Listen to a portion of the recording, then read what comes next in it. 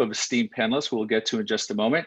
Now, here at Expedient, I head up the marketing team. I've been here close to 7 months, I think.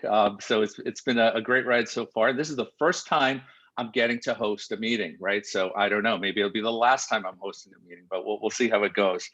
And today I'm actually filling in for AJ Kuftik, who is, as I say, the face of Expedient. He's at home recuperating from shoulder surgery, and I have a hard time saying shoulder surgery, but I don't know, maybe others still really slow. It'll be okay. Shoulder surgery, that's a tough one. So AJ, looking forward to you getting back here next week. So can't sure he's out there watching it now. He is, because I've been getting emails from him. Hopefully I won't be getting team messages throughout this conversation of you screwed that up, you forgot about this, right? All right, so what are we doing here? We have 60 minutes together today. The first thing I want to do is to thank all of you who are listening to this session today. I know 60 minutes is a big chunk of your day, like all of us, right? And I just want you to know from Expedient and me, we're really appreciative, and obviously all the panelists, we're really appreciative that you're taking this time out. We want to make sure that this session delivers value to you and gives you some new insights, some new things to think about. Now, this is a conversation, right? So let's imagine that we were all in the same room. Well, how would it work, right? You would be peppering us with questions along the way. When our panelists say something of interest, something you don't agree with, something, you would participate in the conversation. To do that, if you look on the bottom of your screen, you see a Q&A little block, you click on it, you pose your question, and I'll be monitoring the chat, and I'll be peppering some of those questions along the way. Now, the other important thing is, in order to encourage you to give us some questions, we're going to be raffling off a $100 Amazon gift card. So at the end of this, Nick on my team will be taking a look at the questions that have come in and picking, a random person from that list. And then finally, we want you to reuse this content. So if you want to share this with people inside of your organization, if you want to share it with people outside your organization, you can always go to go.expedient.com/webinar replays. You can go to our YouTube channel, it's /expedient, Instagram.com/expedient, LinkedIn.com company/expedient. So many different ways that, we don't have TikTok. We got to get on that, right? I'll get right on that. So I think that's it from a housekeeping perspective. So today, you have to ask a question to win on the raffle. Yes, that's the one thing you didn't mention. You do have to ask a question to win. Thank you. You're channeling AJ there. Thank you for keeping me honest there, Mike. Absolutely. All right. So with us today, we have three, really smart people. First, we have Bob Evans. He's the creator of Cloud Wars, thought leader, sage is a word that I was thinking about you today, Bob. And then overall nice guy, right? I've known you for years. I've actually monitored your work through a number of different stints in my career. So I have a lot of respect for what you do and the perspectives you share. I've always found them useful. Then we have Gene Torres, who is a technology evangelist at Zerto. And we all agree that he has the best lighting in the industry. And we know now that he used to do professional photography. So there you go. The cat's out of the bag. We know how you do it, Gene, but keep on doing it. And then we have Mike Fulton, who is our Vice President of Product Strategy and Innovation here at Expedient. And, it's going to be a great conversation. So first, it's important to understand, first of all, this is not the first time that you three have been together on one of these calls. In fact, if we recall, it was March 30th when we were together. And the reason I know that is we had what we called multi-cloud madness happening in March here at Expedient, where we were rolling out our multi-cloud strategy. And we thought, it would be a great thing to sort of put, the cherry on the sundae and have, people sharing their perspectives on what exactly is happening around multi-cloud. So since March 30th, a lot's been happening, right? I'm not even going to sit here and try to enumerate all the things that are happening, but you don't have to go very far to build a list of three. So three that come to mind, right? Colonial Pipeline, JBS, right? And then Fastly, CDN. That one came out of the blue, right? So it's an interesting time that we all live in, right? So whereas last time we talked about sort of theoretically, strategically, where does multi-cloud fit in? What are people doing with it? Today, I want to get more into the practitioner side of it, right? So get it out of the boardroom and get it into, into the data center where all of us live and where we work. So hopefully by the end of this, we'll be able to give our audience some tips of how to really approach multi-cloud, right? But the first thing I want to do is start off with like a lightning round, right? And to ask you to answer this question, what's the one word that describes the tech business? And when you're out there talking to people in tech, and when I talk about tech, I'm talking about the IT side of a company, right? What's their mood right now when it comes, we're coming out of a pandemic? What's their mood like? So Bob, we'll start with you. One word. Disruption. Disruption. Gene. Exhausted. Exhausted. I would say right. fast pace is my word. Fast pace. Is that one word or two words? It's one. There's a dash in the middle. Yes, it is. It's one. Yeah.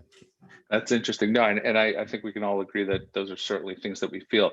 So when it comes to multi-cloud, what's the current state of deployments? And I know each one of you is seeing it from different perspectives, right? Bob, you're seeing it from a holistic perspective. Mike, you might be coming out from an infrastructure. Gene, you might be coming in from a DRaaS and backup and storage perspective. So what are you seeing? Where are people at with actually deploying multi-cloud?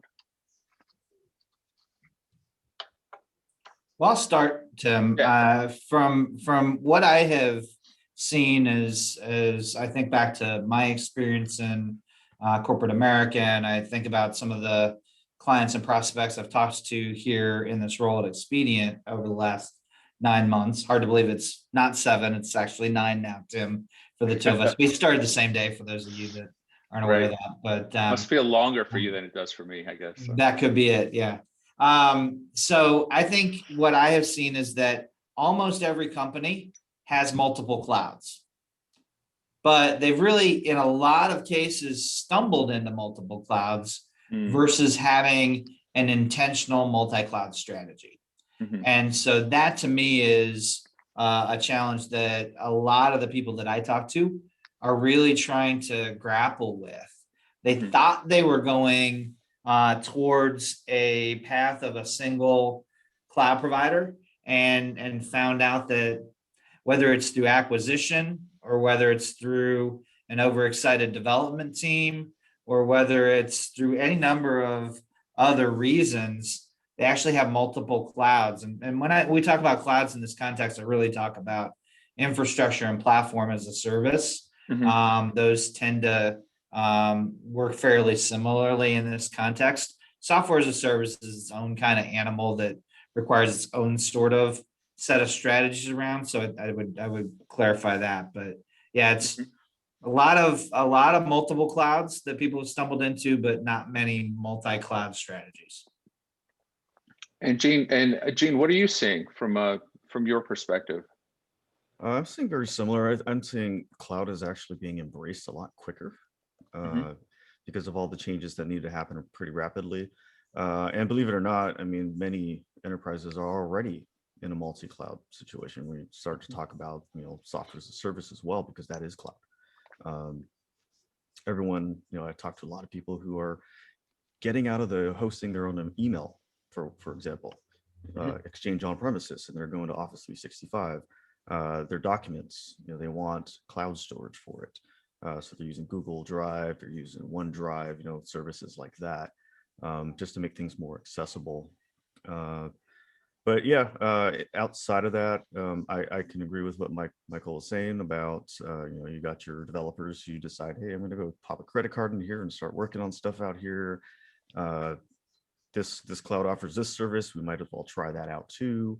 How do we put these things together? So yeah, it's on the rise for sure. Yeah, and I want to pick up on something that the two of you said, and then kick it over to Bob, right? But Mike, as you were speaking, I was almost thinking like it's sort of like multiple clouds by accident, right? We just kind of got here, right? And both Gene and Mike, you guys were coming at it from an IT perspective, right? But Bob, I wonder what would you say about LOB, right, for the line of business, right? Because I think we've talked quite a bit over the last few years about shadow IT and how that factors in. So I almost think that that's another component to what's happening with multi-cloud and this sort of proliferation of multiple clouds as we've been talking. What are your thoughts? Yeah, Tim, I think you're right. And if you go back to, what Mike's initial description, fast paced, Gene talked about things exhausting now for a lot of IT organizations, because we've outlined so far in these first few minutes a very complex situation that companies have, whether it's multi-cloud by accident or design. There's still a great deal of work that has to go into that. Then you add on top of that this incredible function of speed, the need for these businesses to move faster than they ever have before, because their customers on the outside are demanding new types of products and services, new ways of fulfillment, new ways of engaging with the service team. I want to co-create this with you. I want to customize one. So what you take an already fairly complicated and sophisticated technological situation, then you add on this business vector of incredible speed and urgency and change in markets. So Tim, it all adds up, I think, in some ways to a notion here of there's got to be now an interconnection deeper than ever before between, very sophisticated modern IT organizations and the business teams. We got to get rid of this sort of us versus them thing, or these already significant challenges are going to become just impossible to overcome. Mm-hmm, mm-hmm. And one question that just came in, just going to put it out there. I'm going to paraphrase a little bit from Raman. He's talking about, we're talking about different types of clouds and cloud providers, the hyperscalers and things like that. But what about, applications, and what about even on-prem? Like, where does that fit into this whole conversation about multiple clouds, right? Does that cover on-prem, or how should we think about that? And Bob, why don't we start with you, and then we'll hit some of the others. Yeah, Tim, it's interesting as you're describing that. I thought about a conversation I had yesterday with companies, a fairly high growth startup in the tech industry. And one of their big themes is what they are now calling cloud repatriation, which is companies that said, oh, we're going to move this over to the cloud, especially some of their data things. Now they're finding, no, actually it was better on premise. So I'm not sure how widespread that phenomenon is, but it does add, again, an additional layer of change and consideration that everybody has to go through here, Tim. So hybrid cloud involving an ability for a company to handle things across on-prem, private, public, edge, all the way through there. And edge is such a big, fast-growing area. And then multi-cloud, bringing in different vendors to do the things that they do best here. What did on Star Trek, I think Mr. Spock, he played that three-dimensional chess. This is almost getting into 4 dimensions, Tim. I haven't mastered the regular chess, Mike, any thoughts on this one? Yeah, I mean, the way I think about it, right, is that I like to consider cloud to be an approach, not a destination, right? And a lot of times when we talk about organizations like the startup that Bob is mentioning, doing some sort of repatriation, they're repatriating their application workloads into a workload location, to a destination that's going to provide them a better cost or a better performance footprint, right? That's really the reason that they're moving out of a hyperscale cloud into something else, whether it's an on-premise or whether it's in a co-location or some other solution, even potentially a different cloud, right? But the key here is that when you make that shift back, you can't bring your operating model backwards at the same time. You want to still maintain that speed and agility benefits you get out of the new way of working that you've gotten to in the cloud. You want to have some of those ability to be able to react faster, to move more quickly, and to deal with that fast-paced world that we were talking about. And if you simply are looking at it from a cost perspective, and before you moved into the cloud, you were operating your data center one way, and you move workloads up into the cloud, and then you move them back in a repatriation back into the same old way of working, you're gonna have problems, right? So the key here is, how do you transform the way of working, regardless of where the workload actually sits, and to really leverage that sort of cloud operating model as much as leveraging cloud as a destination. Right. So what you're saying is we throw around this term of cloud operating model, but it's important for people to understand that it's not just about technology or even what platform you're using. It's actually the way people work, right? And the processes that we use and how we interact with each other. Is that fair? Absolutely. And in fact, Okay. I've referenced this webinar we did a few weeks ago with Joe Daly from Nationwide and countless conversations, because it was just a really eye-opening conversation. Joe talked about how when we move into the cloud, we're actually transforming our financial operating model with companies, and the importance of really understanding and having the right kind of buy-in to that financial transformation. And I think when we talk about operating model, right, it's not about the technology. It's about our way of working, but it's not about the way of working just in the IT organization. It's about the way of working in other parts of the organization as well. It's much bigger and broader, and we have to think through those things. And if you transform finance to work in a new way, and then you go repatriate workloads and tell finance, oh, you got to go back to the old way of working, you're going to piss a whole bunch of people off, and your organization's not going to be very happy with you, even if you are saving a little bit of money by bringing things back into a data center. You have to think through all the implications. Yeah, exactly. Great point. All right, so I want to transition us off a little bit, and I think the next question from GDO4, if I pronounce that correctly, will help us do that. And it starts with the question of, how do you figure out what workloads to move, what workloads to leave on-prem? And I think it talks to the next sort of area that I want to cover, which is, what are the key elements of a strategy, of a multi-cloud strategy, right? How should organizations be thinking about it? So Gene, why don't we start with you on that one? All right. So I guess along the lines of what GDO4, if I'm saying that correctly, don't mean to butcher your name. And in regards to that question, the key elements. So you're going to have to think about there are a lot of elements you need to think about because it's completely different than what you're used to on-prem. On-premises, we're used to asking for stuff and getting it from IT. They are our foundational support there to provide the platform for all those solutions. But you got to look at cost management when you're talking about cloud, data protection when you're talking about cloud, a solution to make that multi-cloud data protection simple that's agnostic across clouds, technical proficiency of your staff, security and network visibility, single sign-on. So when we're talking about how it's going to affect the users, are they going to have to log into multiple places to get access to their applications and data and do their jobs? Or are you going to have a single sign-on solution with multi-factor where they're going to be able to access all the things? And there are solutions that take care of that for you. We use it internally at Zerto, and it works great across clouds. And then understanding to understand which applications run best in which clouds, you're going to need to identify, does this application, it runs great here, but will this system actually work in Cloud X? If it doesn't, then we need to find another solution. Does it need to be something like our ERP system? I just saw Bob's video about SAP, who was trying to overtake the big boys in the cloud world, and making some very bold statements, which I like. It creates competition, it creates excitement.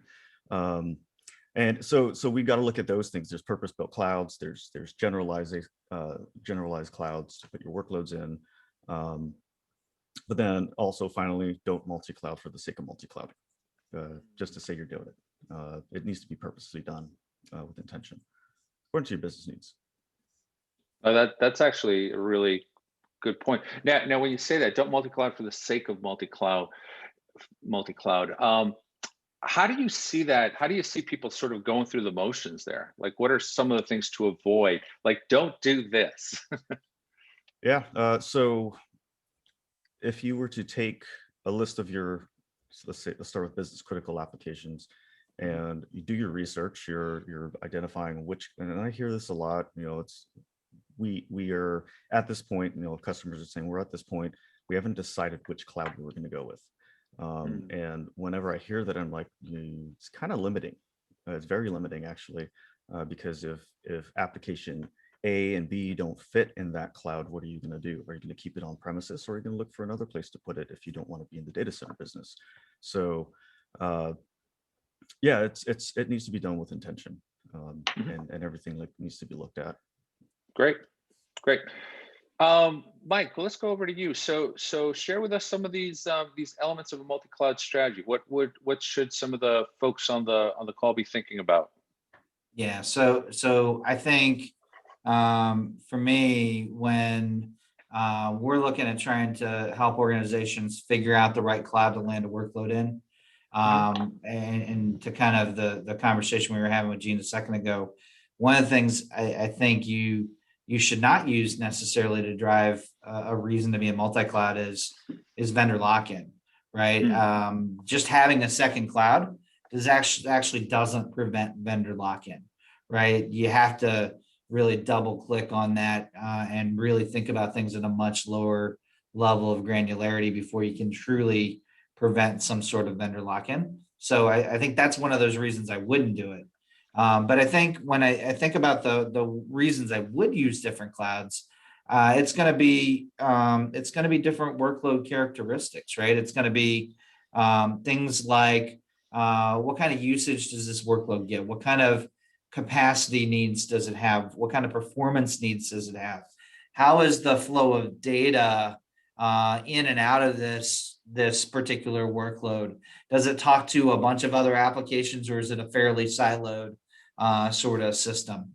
What skill sets does this particular workload require, both from an application perspective and from an infrastructure perspective? And if I'm evaluating clouds, how much of those skill sets requirements going to actually change, and do I have the ability to upskill my organization to meet those changing skill set needs?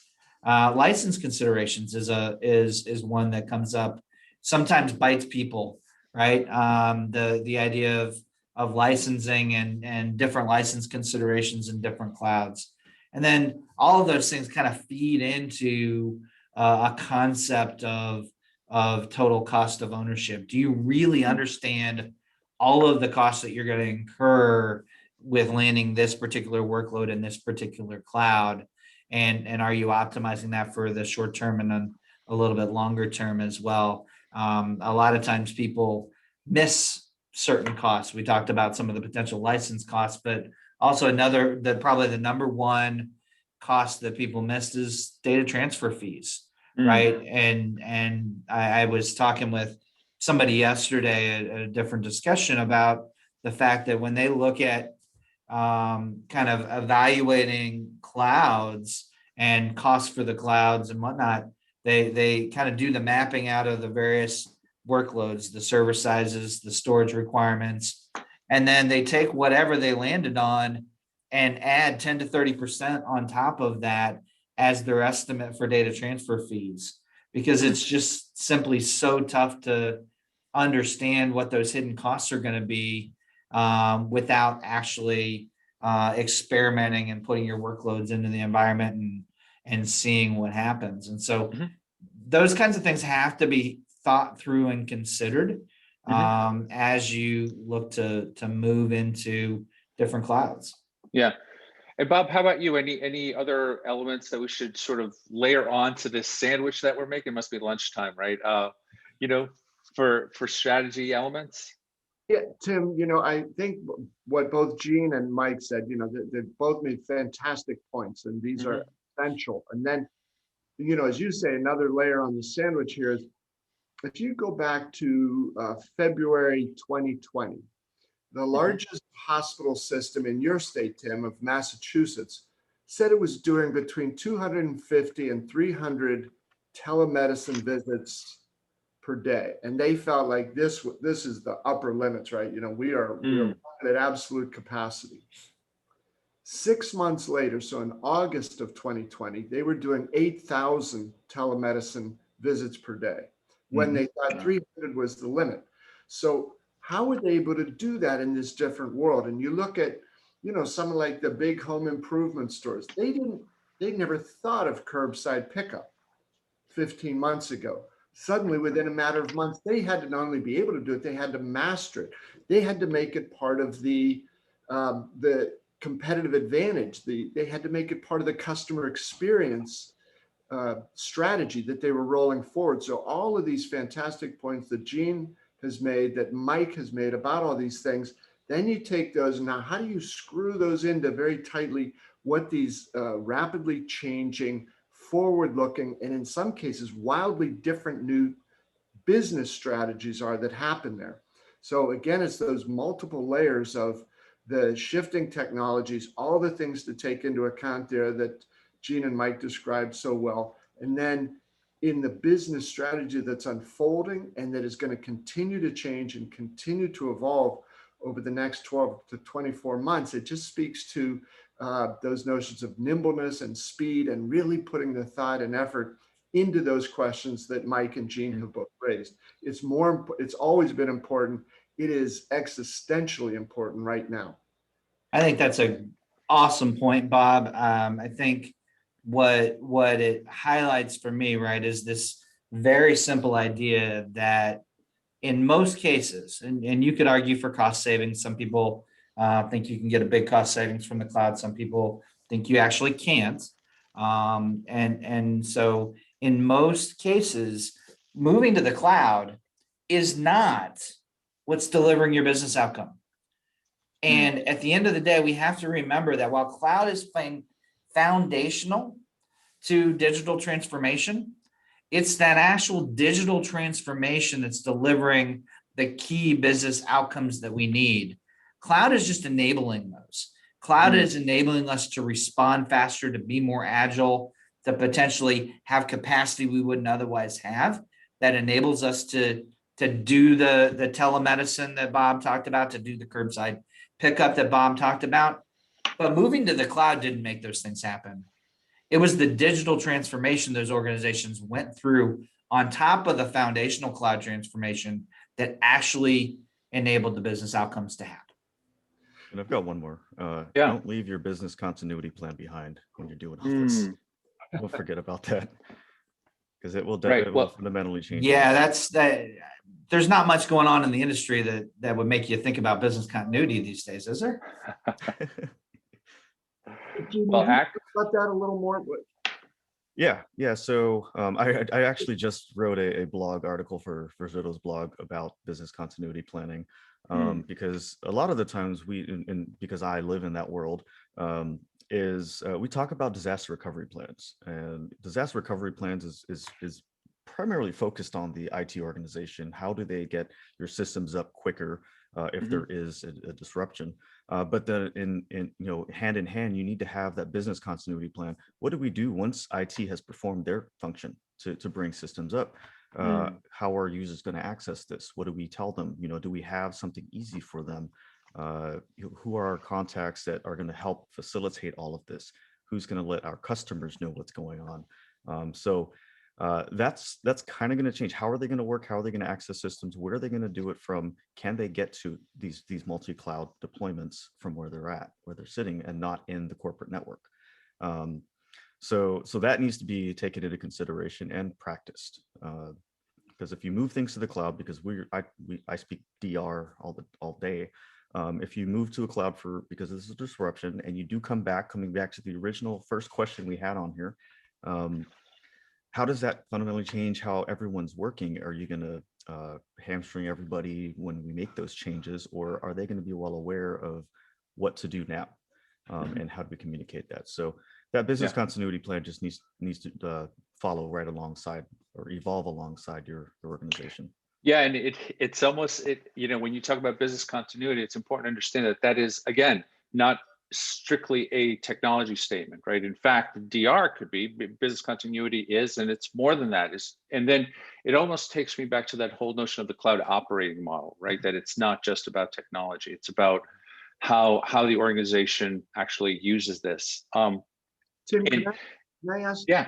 Follow up on one thing, because you raised a great point there, and I think that what Mike was saying is really important, because if you interpret what Mike said a moment ago in a certain way, you think, okay, the cloud isn't really that important. I don't think that's what Mike's saying at all. It's essential, but it is not the thing. It was an enabler.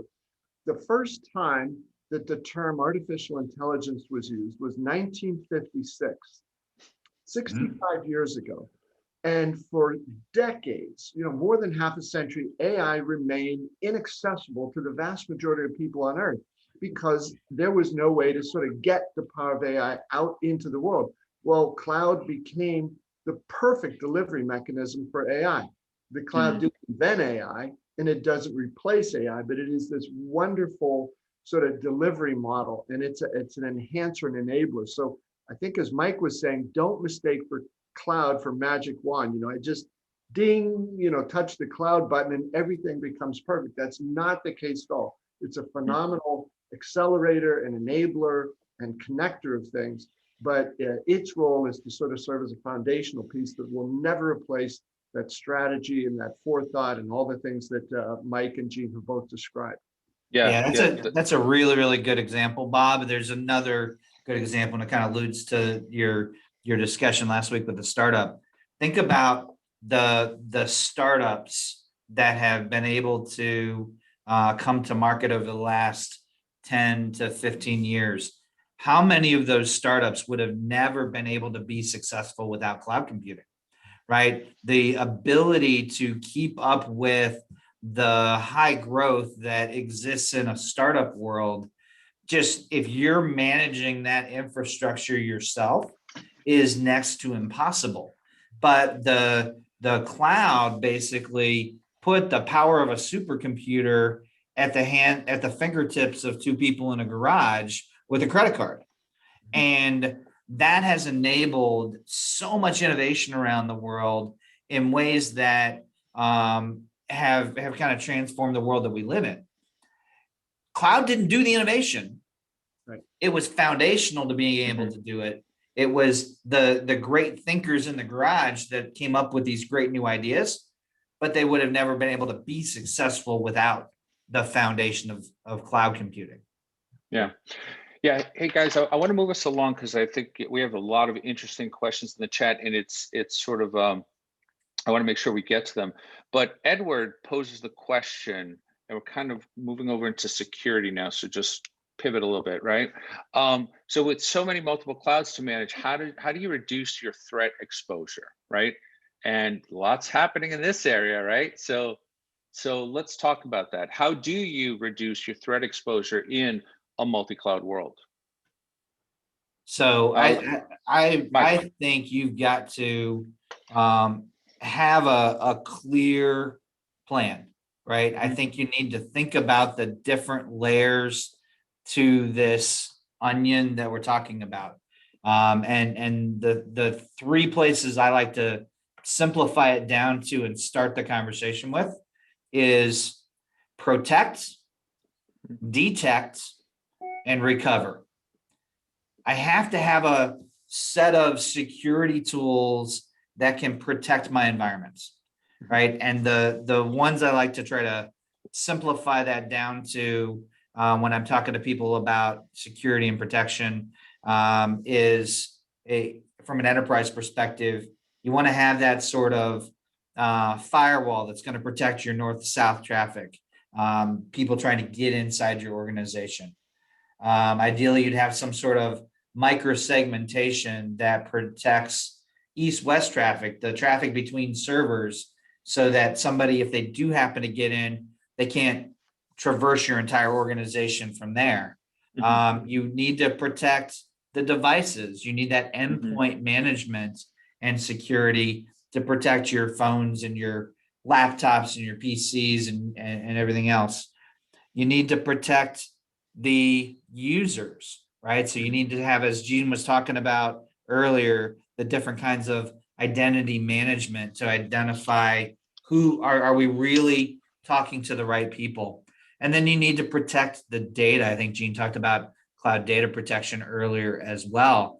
You need to, whether the data, regardless of where the data is sitting or if it's in transit, you need to have that data encrypted and protected as it's Mhm. moving. And I think those are the key protection elements that I like to simplify things to. There's a lot more to it, but Mhm. that gets you the bulk of the things. But every single one of those tools needs to really be managed, needs to work in a multi-cloud environment, needs to have a set of security policies that can be managed across it, and needs to be driven by your security intents. We need to know what you intend to protect and what you intend to open up, and we need to establish those policies across all of these different clouds. And if you don't have a set of tools that are helping you here that can work across clouds, then what you're doing is you are significantly increasing the complexity for your organization. And when Right. in the security space, when you increase the complexity, you increase the places where you can screw things up and the likelihood that you're going to create holes. Got And it. so that's to me where you have to really drive simplification and standardization from a policy and an intent perspective. And Gene and Bob, I see both of you shaking your heads there. So anything you want to add to that? Yeah, you do need visibility with your security as well. So some kind of Yep. monitoring that works across clouds that can ingest the data and analyze it for you and give you a dashboard at least to identify threats or potential threats. Don't put public IP addresses on all your cloud compute instances because that's not one, it's going to cost you more money, and two, you're potentially exposing yourself to the public internet. So, and then it's just the least access mode or method. Like, who needs access to this? Only give these set of people this access to this application. Don't open it up to everybody. And when we talk, DR testing, that's not disruptive. We secure. We tell customers, secure this network. Don't let anything come in or out of it. It's super tight because you don't want that bleeding out into your production environment and causing a split brain problem, or some other issue. So even for what we do, if you want to be able to test and not bother production, super secure model in order to do that. So think about along those lines. Who needs access to it? Right. Cool. Bob, any thoughts on this topic? Well, Tim, I'll say up front, this is not fair, but the folks, the professionals dealing with these sort of issues and security and all that, I think, especially as Gene just outlined there, they also have to become in some ways diplomats or psychologists. They've got to be able to work with business people and anticipate where these new business strategies are headed. Every sort of company wants to do more stuff with IoT and more sensors and intelligent refrigerators, intelligent, workout clothes and bikes, and they're going to be everywhere. Okay, so suddenly those are new access points. So there's got to be more of an interplay for technology specialists, security specialists, speaking in advance with the product development business people. And then also those business people have to be more open-minded when the professionals in the IT and security organizations say, hey, we can do that, but let's think about this. Let's plan it out. Let's lock it down from the beginning rather than, have our name appear in a headline that we really don't want to be a part of. Yeah. To Bob's point there, right? Some of the teaching I do, we talk about this, right? There's this shift going on from product management to digital product management, right? And this is going on across all industries, just like Bob was mentioning with the introduction of smart things. And it's really requiring people who, as product managers, were kind of mini CEOs of a product, focusing on the financials and the product development and the management of their teams and the marketing. That was really where those product managers were focusing. But now, in this new digital world, those same product managers need to understand how to build applications. They need to understand how technology works. They need to understand security in a way that they never did before. It's this intersection point where this idea that every company is becoming a technology company, well, security is right at the heart of what people in these roles have to start to learn that they never had to know before. Mhm. Mhm. No, it's interesting. Hey guys, so one question that came up that it's simple, but it intrigues me.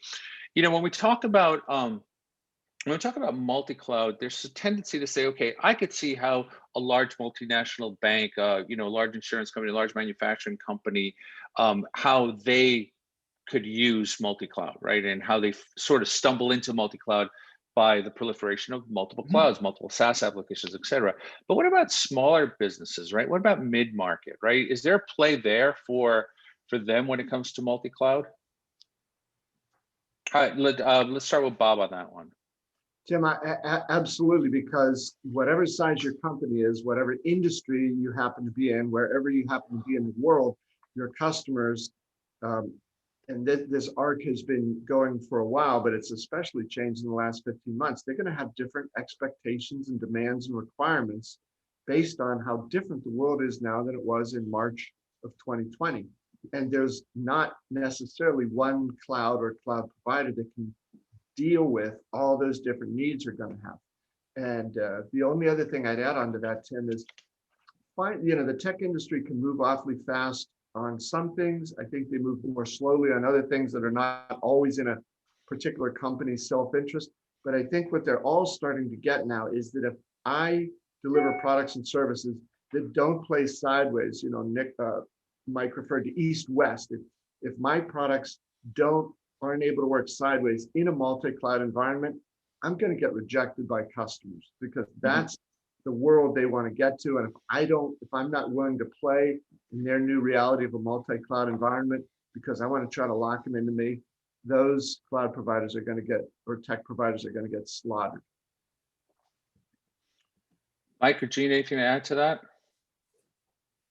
Yeah, I think that from my standpoint, small and mid-market companies may be able to simplify their environments, may be able to limit the number of clouds a little bit more easily than the large multinationals can.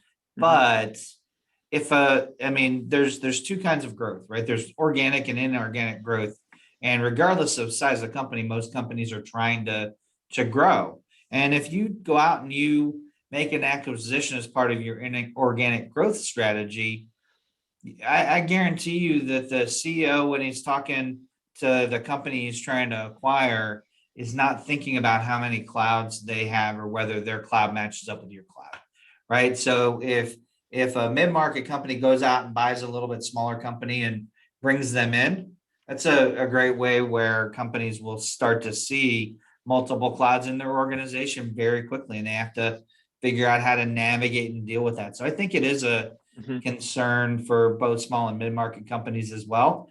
Not as big of a concern, but still a concern for sure.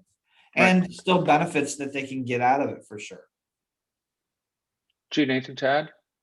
Yeah, so when you guys were talking about small to medium-sized businesses, what came to mind was the restaurant industry, how they survived in 2020 and had to transform digitally, something that they've probably never heard, to offer all these new services to tie in with delivery services and curbside services. I think it's they're already using the cloud, whether they like it or not, and they may not even know it. Yeah. Cool. So I wanna sort of add a few more points here around, if we want to share, what are some of the best practices that we could offer up to organizations of varying size to reduce the cost and the complexity of their cloud migrations and data protection? So Gene, why don't we start with you on that? All right. So first thing that comes to mind is identifying the solutions that are designed with you in mind, to eliminate as much cost as possible for your data storage, for one. Are they using, and when I'm speaking from Zerto's perspective, right? Are they using cost-efficient storage to protect your data? It might be for DR, it might be for backups. Are you storing it on expensive block-based storage in the cloud? You shouldn't be, because that's gonna give you headaches because you're not using the data. So look at that, like the object storage versus the block storage. And then because this is it's especially important for your long-term needs, like backups and compliance, archive copies. Do they have tiering options? Is there auto tiering involved? Like, can I take, and I'm going to use AWS as an example here. Can I take my backups that I'm sending to standard S3 storage and then have it auto tier off the Glacier over time? To save me even more money down the line, as this data is not going to get touched. The likelihood is very low. And then for disaster recovery, go to ask your vendors, where they're storing your data in for recovery. And then you can also look at our friends at Expedient and what they have to offer, because the public cloud hyperscalers are not your only option there. Great. So Bob, how about you? Strategies to help organizations reduce the cost and complexity of their migration and data protection. Well, Tim, I'm sorry if this seems sort of overly simplistic, but you've got to knock down any of these last vestiges of an us and them feeling inside an organization. If companies don't start to address these matters up front and get the IT organization, security organization, all of those people fully in line with, as Mike was describing, these new digital product development, this new digital future, digital strategy, it's going to take more money, more time, and a less successful outcome. There's just no way around that these days. Yeah, to Bob's point. Go ahead, Bob. I'm sorry. Mike, sorry, I was just going to say that, the need for speed is so critical now, and the need for really zeroing in on what customers want and need is so critical now that a splintered organization just has no chance to be able to compete in this new future. Yeah, so to your point, Bob, so I give a presentation that talks about 3 keys to multi-cloud adoption success. And the checklist I leave people with at the end of that presentation, the second to last of 7 or 8 checklist items I have in the list is organizational change management, which is, you've been talking about this throughout this conversation in a number of different fashions. And we so very often miss it. So I'd love the fact you've brought that into the conversation. But multi-cloud requires good organizational change management practices to help navigate the culture, the silos, and all of the complexities inside an organization that come alongside it. I think that's a really, really good point. Now, Mike, let's stay on this one for a second, because it also addresses to one of the questions that GDR4 put out there. And you also mentioned, and I think Gene mentioned as well, it's this whole notion of skill set, right? And, you clearly have an IT organization that, has certain tenure, right? They've been around for quite a few years. How do you get them to sort of embrace cloud? Because in many cases, it could be they might see cloud as a threat, right? So how do you get them to embrace the new technology, the sort of adopt a cloud operating model, and kind of evolve, right? Because without it, you're going to struggle as an IT leader. Any tips in that area? Mike, let's start with you, and then we'll go over to Bob and Gene. Yeah, I mean, I do think that it's important that you invest in upskilling your organization for sure. And that can take a number of different forms, whether it's vendor specific training, like you can find online from one of the hyperscale providers, or whether it's a more generic training and some of the cloud methodologies and approaches. I think all of those things are great. One thing that we do very, very specifically here at Expedient to help with the skills gap, though, is our enterprise cloud at Expedient is a VMware-based enterprise cloud. And so for those workloads, again, the key here is right workload in the right cloud. There is not a one-size-fits-all answer here. But for those workloads that are VMware-based workloads, moving them into a VMware-based enterprise cloud like the Expedient Cloud can be a great way to leverage existing skill sets, right? The EEC, our enterprise cloud, uses very similar approaches, constructs, control panels that you would see in an on-premise VMware installation. So it makes it a lot easier for your existing employees to transition into a cloud that looks and feels a lot more similar than what they do today versus moving them into an AWS or an Azure where everything looks and feels very, very different. Got it. Bob or Gene, anything to add to sort of trying to close this skill gap that we have out there? Yeah. So just to tag on to what Mike was saying, it can, going with the Expedia Enterprise Cloud that runs on VMware that looks like home, that can buy you more time to get your skill sets trained or your team trained up. But also if you are moving out of a data center and you need something now, soon, fairly shortly, and you don't have time for people to go and learn everything about hyperscalers or something like that, this can be a very quick option that looks like home. Your applications are already tuned for it. You know how they're going to run in there. There's no refactoring or anything like that. So it'll be a very smooth transition and also buy time for your technical team to get skilled up. To Gene's point, one of the things that when we're helping clients move over into our enterprise cloud, we actually leverage our partners over at Zerto to help us with that transition. And because we leverage VMware existing to a VMware-based cloud, we can leverage Zerto to make that transition very fast and seamless. It's a really powerful and straightforward transition for organizations that actually allows them to dramatically accelerate their digital transformation and their cloud journey. Yeah, and you can make that cut over in minutes with zero data loss too. Right. Tim, you're shaking your head there.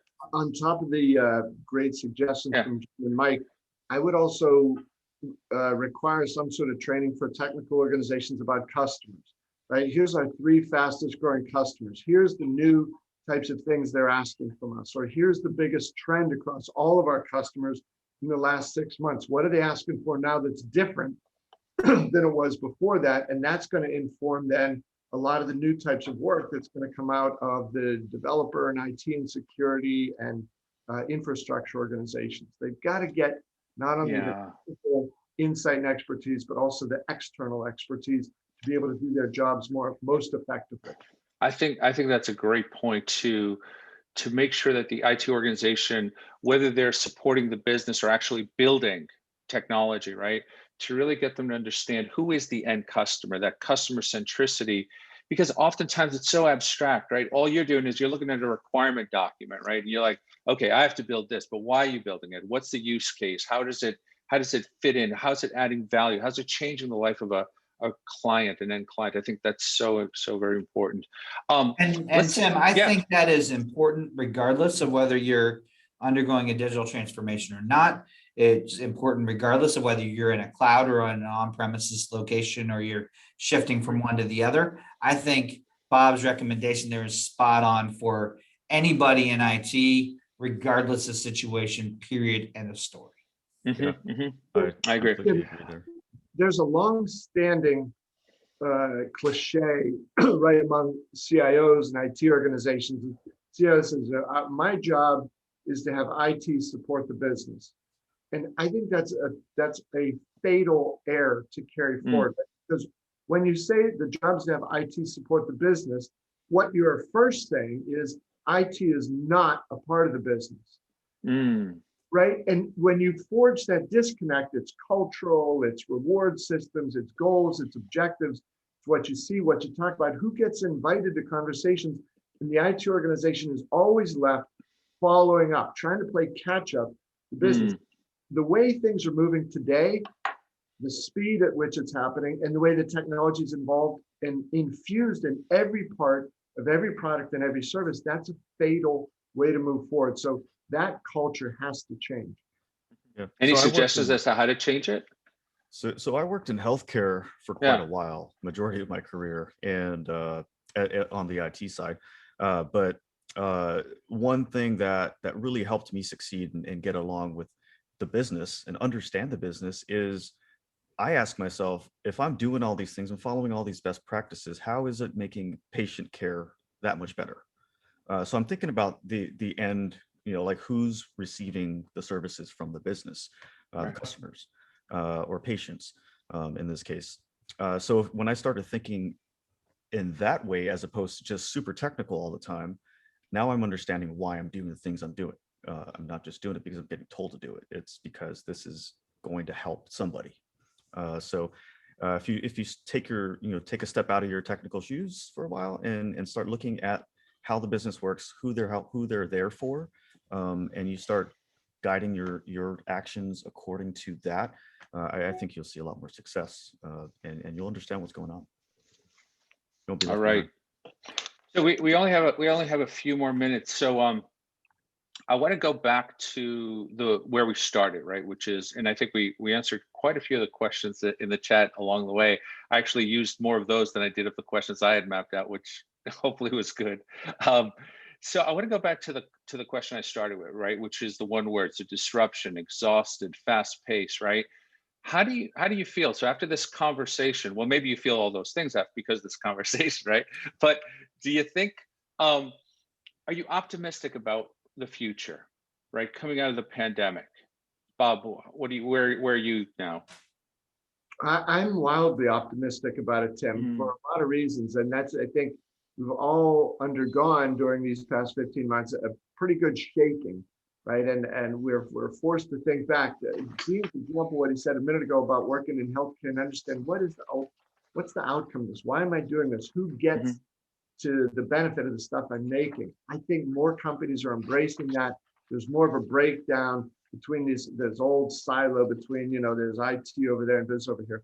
So I'm very optimistic about that. And if you can get your IT organization viewing the outside world as the customer, the opportunity, this is a place to excel as an individual, as an organization, as a company, that's a wonderful future. Mike? So I'm an innovation guy, and I like to think in terms of what's possible. And what I would tell you is that the pandemic has fundamentally changed people's view of what's possible all across the world. And to me, that makes me wildly optimistic for our businesses, for our industries, and for the health of the human race going forward. We'll have some challenges, but I'm wildly optimistic that we'll be able to navigate those, because we've proven over the last 18 months that what's possible is far more than we ever thought. All right, Gene, can you beat that one? That was a great soundbite. No, hey, both of you great answers. What I've seen in the last how many months has it been? 18, something like that. Is a lot more creativity and a lot faster. So we were kind of forced to evolve as a whole, and embrace these things that we previously had more time in front of us to get to know. And for me, sometimes when I'm learning, I have to jump into the fire. I can't take baby steps, and I just want to. I'll find a goal at the end, and I'll work my way toward that goal, and I'll learn things along the way. So there's a lot of branching out. A lot of creativity comes from a lot of new ideas, and I'm very optimistic about where we're going to go from here. That's great. That's great. Well, thanks to all of you to all the panelists, first of all, for Gene, for Bob, for Mike, for participating in this conversation. And thanks to all of you who've listened in. Next week, AJ is going to be back with a new shoulder. So who knows, like he'll be able to give us the 1-2 punch here, and he'll be talking about how do I make sense of the cloud, right? And he's going to be talking about the whole continuum: public cloud, private cloud, hyperscale, hybrid, multi-cloud, anything with cloud, he'll be talking about it in 30 minutes. So a good use of everyone's time. Now, I do want to get to some very important business, and I know Nick has sort of the big bingo box going in the background, and the winner of hold on, let me double check. Yep, the winner of the $100 Amazon gift card is Raman Ranganathan, right? I think I got that right, but congratulations to Raman. We'll be reaching out to you to share with you how to, to share that gift certificate with you. So again, for all of those of you who are attending, listening in, thank you so much for participating. We're very grateful that you're here. We hope you found this session useful. Hopefully you got some insights out of it. You know how to reach us. And for now, this is Tim Conatus and team signing out. Take care, everybody. Thanks, guys. Everybody, thanks. Bye.